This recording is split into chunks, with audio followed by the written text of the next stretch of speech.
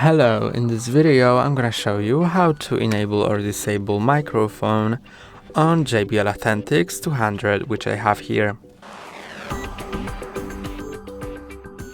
On JBL Authentics 200 you can enable or disable microphone, which is used for Google Assistant or Amazon Alexa, by going to the back of your device, and if it's green then it's enabled, and when it's red it's disabled, and also when it's disabled it will display a diode on the front, a red diode on the front.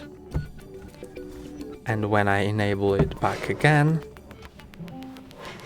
it stops displaying the diode. That's all for today. Don't forget to like and subscribe. See you next time.